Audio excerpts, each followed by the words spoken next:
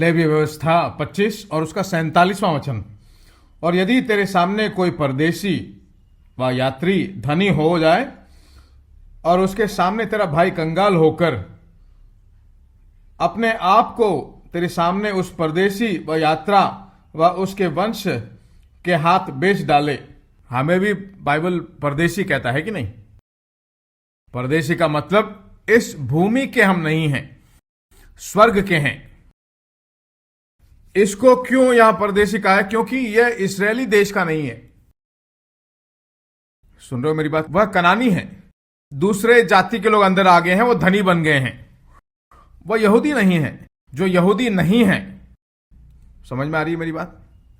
तेरे सामने कोई परदेशी या यात्री धनी हो जाए तो सामने तेरा भाई कंगाल होकर अपने आप को तेरे सामने उस परदेशी और यात्री व उसके वंश के हाथ बेच डाले, तो उसके बिक जाने के बाद वह फिर छुड़ाया जा सकता है।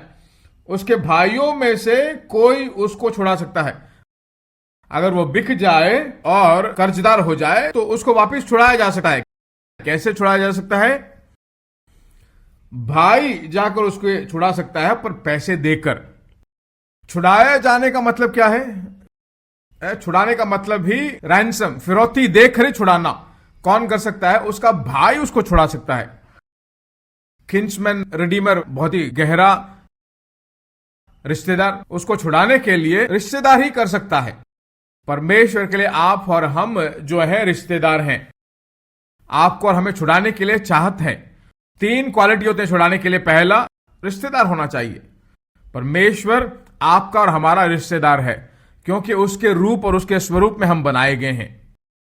और किसी को उसने नहीं छुड़ा सकता है, गाय बैल को नहीं छुड़ा सकता है, क्योंकि वे सब उसके रूप और स्वरूप में नहीं बनाए गए हैं। गाय या बैल परमेश्वर के रूप और स्वरूप में नहीं बनाया गया है। आप और मैं उसके स्वरूप में बनाए गए हैं। सुन रहे हो मेरी बात? सबसे पहली बात, रिश्तेदार। दूसरा, वह छुड़ाए जाने के लिए धनी होना चाहिए। परमेश्वर की तरह धनी कोई और इस दुनिया में नहीं है, पर सबसे बहुमूल्य लहू जो उसका है उसे बहाकर उसने छुड़ाया। उससे बहुमूल्य कुछ और हो ही नहीं सकता। तीसरी बात, आपको छुड़ाने के लिए वह चाहना चाहिए।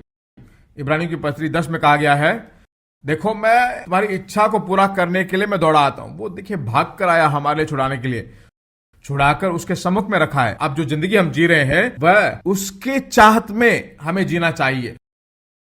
सुन रहे हो मेरी बात? हमें छुड़ाया, क्यों छुड़ाया परमेश्वर ने?